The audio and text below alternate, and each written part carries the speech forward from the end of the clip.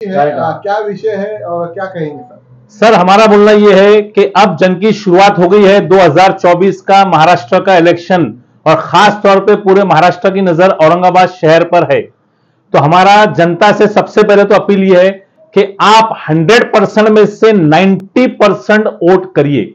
मैं अपने हिंदू भाइयों बहनों से बोलना चाहता हूं कि आपका वोटिंग परसेंटेज पिछले 25 साल 40 साल का इतिहास निकाल के देखेंगे तो आपका वोटिंग परसेंटेज मुस्लिम से कम होता है। तो मैं अपने हिंदू भाइयों से अपील करूंगा कि आप अपना वोटिंग परसेंटेज 90% तक लेके जाइए। और मेरे मुस्लिम बहनों भाइयों से भी अपील करूंगा कि आप भी अपना वोटिंग परसेंटेज 90% प्लस लेके जाइए।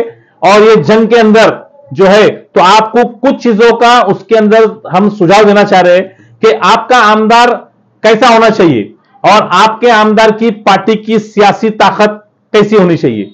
आप आपका वोट किसी को भी एज अ गुड फेथ बोल के मत दीजिए। ये बोल के वोट दीजिए कि आप उसको वोट दे रहे और आप उस पर एहसान कर रहे वोट देके और वो 5 साल तक के आपका एहसान चुकाएगा। ऐसे उम्मीदवार को आप वोट दीजिए। नंबर 1, आप सबसे पहले तो उस उम्मीदवार को कॉल करिए कि मैं आपका वोटर बोल रहा हूं और मैंने और मेरे परिवार ने मिलकर डिसाइड किया है कि हम आपको वोट देना चाह रहे, तो हम आपसे मिलना चाह रहे। और मेरी रिक्वेस्ट आप जनता से भी यह है कि आप जाके उस उम्मीदवार को मिलिए। सबने अपने अपने ऑफिस खोल कर रखे हुए, उनका ऑनलाइन नंबर निकालिए, आप उनको कॉल करिए, उनसे बात करिए और आप आपकी जो बात रखेंगे उनके सामने, तो अब आपको बात क्या रखना है उनके सामने? सबसे पहले आपका भविष्य और आपके बच्चों का भविष्य उस आमदार के ऊपर डिपेंड है जो आमदार को आप वोट देने वाले हैं। सबसे पहले आप उसको सवाल करेंगे कि भाई अब आप तो चुन के आने वाले हैं, क्योंकि हम सब ने मन बनाया है कि आप इलेक्शन जीत रहे हैं और हम सब मिलकर आपको वोट दे रहे हैं। तो आपकी जिम्मेदारी क्या है? आज हमारे शहर के अंदर सबसे बड़ी किल्लत पानी की है। क्या पानी का मसला आप सुलझा पाएंगे या नहीं सुलझा पाएंगे? इसके बाद हमारे एजुकेशन की बात आती है। एजुकेशन के अंदर हमारी व्यवस्था एकदम बेकार है, एकदम बेकार है। आप देखेंगे खास तौर पर मुस्लिम इलाकों के अंदर इतनी छोटी स्कूल है, वहां पे 1000 बच्चे, 1500 बच्चे, 2000 बच्चे, कैसे बच्चे पढ़ेंगे? एक एक क्लासेस के अंदर 25-25, 70-70 बच्चे के क्लासेस के अंदर है, मगर हमारे आमदार साहबों का इस पे ध्यान रहता नहीं। ये जो बात है ये आपके बच्चों के और आपके भविष्य से जुड़ी है। सुबह से लेकर रात तक जितनी भी चीजें होती है, ये सब चीज के अंदर कहीं ना कहीं आपका एमएलए, कहीं ना कहीं आपकी सरकार इससे जुड़ी हुई रहती है। एग्जाम्पल के तौर पर आप सड़क पर चलिए, औरंगाबाद शहर के अंदर माशाल्लाह हर जगह सड़कें बन चुकी है, पर आपने कभी गौर किया फुटपाथ बना? स्ट्रीट लाइट बनी? नहीं बनी। आज तक हॉकर जोन बना? नहीं बना। तो ये सब चीजें आपको एमएलए को बोलना है कि हमारे पास में मेडिकल कॉलेज नहीं है, मेडिकल हॉस्पिटल नहीं है, हमारे पास में खेलने का मैदान नहीं है। आपके जो जो परेशानियां हैं आप आपके एमएलए को आज ही कबूल करिए। हमारे वहां शादी होती है आपको आना पड़ेगा, हमारे यहां कुछ भी प्रोग्राम रहता है आपको आना ही पड़ेगा। और दूसरी बात, हर 2 कॉर्पोरेटर के महल्ले के अंदर एक आदमी आपको जॉब पे रखना पड़ेगा, ताकि हम साइन लेने को भी, कोई भी छोटी चीज पे भी साइन लगी तो हम आपके ऑफिस में नहीं आएंगे, आपका बंदा आएगा, हम उसको पेपर देंगे, वो साइन लाके हमको देगा। साइन के वास्ते हमको आमदार के ऑफिस में 10 घंटे 10 बार चक्रा मारना पड़ता है। कुछ चक्रा मारना पड़ता भाई? जब हम आपका एहसान कर रहे हैं तो आपका फर्ज बनता है आपने आदमी रखना और हमारा छोटा छोटा काम करा के देना। ये सब बातें जो है तो आपको 7 दिन के अंदर, अभी आपके पास 7 दिन का वक्त है, ये 7 दिन के अंदर आपको जो भी एमएलए चुनना है, हम कोई एमएलए का नाम नहीं लेंगे, कोई एमएलए की जात वात की बात नहीं करेंगे। आपको जिसको भी चुनना है आप डायरेक्ट कॉल करिए, डायरेक्ट जाके उसकी आंखों में आंखें डाल के बोलिए उसको, ये काम आप सब करेंगे तो हमारा वोट आपको। आप गवर्नमेंट से पैसा कैसा लेंगे?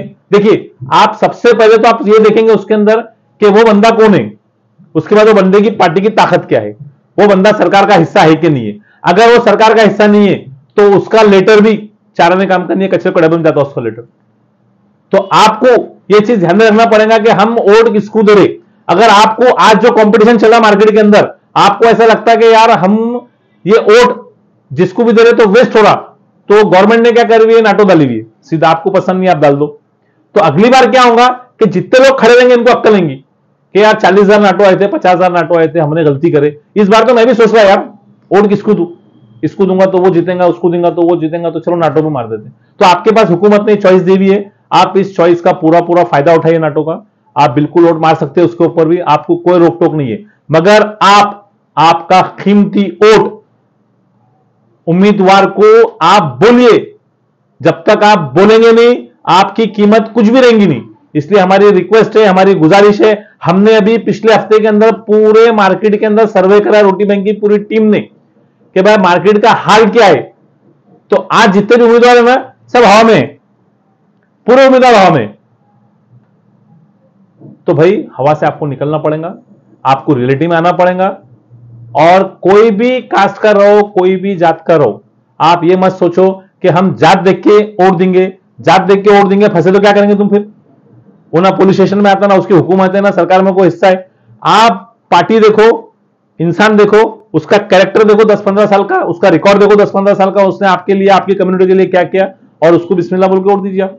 नहीं, तो भाई जैसे आपने बताया कि मैं खुद इस बार कंफ्यूज है वोट किसको दूं, तो आपको नहीं लगता कि पूर्व में इम्तियाज जलील जैसा कैंडिडेट आपको नहीं मिलेगा, पढ़ा लिखा है, शिक्षित है और खासदार भी रहे हुए, आमदार भी रहे हुए, तो आपको नहीं लगता कि इस बार पूर्व से कुछ? देखिए, हम पूर्व मध्य पश्चिम की हम बात नहीं कर रहे, पहली बात तो हम बात कर रहे पूरे शहर की। अभी आपने इम्तियाज भाई का नाम ले लिया इस बार, तो हमने लास्ट मीटिंग के अंदर आपको मालूम है कि हमने इम्तियाज भाई को क्लियर कट बोले थे कि कभी कुर्बानी देके देखिए। आज क्या हाल है मालूम आपको? 4-5 कैंडिडेट खड़े और हर कैंडिडेट के साथ 2 से 3 हजार नौजवान मुसलमान है, बराबर है। हमारे खुद के इम्तियाज जलील साहब जो है तो आमदार खासदार है, 10 साल रहे हुए। आज हर बच्चा उनके बारे में उल्टा सीधी बात कर रहा है, जिसकी लायकी नहीं है बात कर रहा है यार। यानी हमने जो बात करे तो प्रूफ हुई कि नहीं हुई कि आप इम्तियाज भाई आप पीछे हट जाइए। अगर इम्तियाज भाई दिल बड़ा करते थे और समझो साजिद भाई के बच्चों को मौका देते थे, साजिद भाई के बच्चे की उम्र का मैं हारा जीता चलता था, कोई बात नहीं, हमारा मुस्लिम चेहरा तो खराब नहीं होता था ना। आज आप देखिए पूर्व मतदार संघ के अंदर 10,000 से ज्यादा बच्चे रोज गलत बात कर रहे हैं इम्तियाज भाई के बारे में, जबकि किसकी हिम्मत नहीं होना चाहिए गलत बात करने को इम्तियाज भाई के बारे में, मगर बोल रहे। अब इसकी गलती पूरी इम्तियाज भाई की। इम्तियाज भाई ने सुनना चाहिए था टाइम पे, इम्तियाज भाई नहीं सुने बात को। इस बात का अंदाजा लगाया जा सकता है कि इम्तियाज भी इलेक्शन में जीतने वाले हैं? देखिए, इलेक्शन जीतना हारना ये अल्लाह ताला की मर्जी के ऊपर है, हमारे ऊपर नहीं है कुछ भी। मगर इम्तियाज भाई की पोजीशन देखिए, पहले भी अच्छी थी, अभी भी अच्छी है। अब समाज कौन कौन क्या क्या करता है इसके ऊपर खेले कि मराठा समाज अभी क्या कर रहा, मराठा समाज अभी पत्ते नहीं खोल रहा, मुस्लिम समाज अभी हमको दिख रहा डिवाइडेशन में है, बराबर है। मगर आखिरी मुस्लिम क्या करते हैं, हमने पिछला इलेक्शन भी देखा तो डिवाइडेशन दिखता, मगर आखिर में कहीं ना कहीं जाके वो एक जगह बढ़ जाते। तो इस बार भी ऐसा हो सकता, नहीं भी हो सकता। इस बार गफ्फार कादरी साहब भी अच्छा काम कर रहे, इस बार उन्होंने ताकत अच्छी लगाई हुई। गफ्फार कादरी साहब का प्लस पॉइंट एक है कि समाजवादी पार्टी का उनको टिकट मिल गया, ठीक है। और समाजवादी पार्टी अगर गवर्नमेंट इंडिया गठबंधन की बनती है तो गफ्फार साहब का उसमें बहुत बड़ा फायदा हो जाएगा, क्योंकि वो सरकार का हिस्सा बन जाएंगे। और जब गफ्फार साहब सरकार का हिस्सा बनेंगे तो नेचुरल बात है, उनको ऐसा लव लेटर लिखने की जरूरत नहीं पड़ेगी, इशारा देते काम हो जाएगा फटक करके। तो उनके लिए एक प्लस पॉइंट होगा, उनके लिए, गफ्फार साहब के लिए। इम्तियाज साहब का प्रॉब्लम क्या आ गया कि इम्तियाज साहब की जो पार्टी है MIM हैदराबाद वाली, तो उनके आमदार 2-3 ही चुन के आते और उन्होंने बहुत ट्राई करे कि इंडिया गठबंधन से युति होना करके, पर कुछ मसले की वजह से इंडिया गठबंधन की युति नहीं हुई, तो उसका उनको नुकसान थोड़ा हुआ उसके अंदर। और प्लस 10 साल के अंदर लोग भी थोड़ा परेशान रहते, तो उनका नुकसान उसके अंदर दिख रहा थोड़ा थोड़ा। मगर इम्तियाज में होशियार आदमी है, कवर कर लेंगे वो। आपका नाम और आपकी पोस्ट? मेरा नाम मोहम्मद यूसुफ मोहम्मद हारून मुकाती है, मैं रोटी बैंक सेवा ट्रस्ट का अध्यक्ष हूं। और हम जो आए हुए यहाँ पे अपील करने को, हम कोई पार्टी के बारे में नहीं बोल रहे, हम सीधा सीधा एक ही बात कर रहे। आप आमदार चुन रहे तो 2 चीज देखिए, एक उसका कैरेक्टर देखिए, उसकी ताकत देखिए, उसकी काबिलियत देखिए, 15 साल में उसने कौम के लिए क्या किया, आपके लिए क्या किया। दूसरी उसकी पार्टी का वजूद देखिए। जब तक आप पार्टी का वजूद देखेंगे नहीं, आपको पता नहीं चलेगा कि ये बंदे में कितना दम है। 2-3 आमदार क्या कर लेंगे, कुछ भी नहीं कर सकते। इसलिए पार्टी का दम देखो और वो पार्टी को साथ दो, और जात पात के चक्कर में मेहरबानी करके मत पड़ो। सरकार, एक आखिरी सवाल सर, अभी आपने कहा है कि अंदर से पूछो, बहुत से लोग वादे करते लेकिन बाद में वादे टूट जाते, फिर जनता ने क्या करना चाहिए? जो खानदानी रहता ना, जब वादे करता ना तो मरे दम तक निभाता, और दूसरी बात जब गरीब आदमी वादा लेता ना तो मारे तक निभाने लगाता, छोड़ता क्या गरीब आदमी। फिर थैंक यू।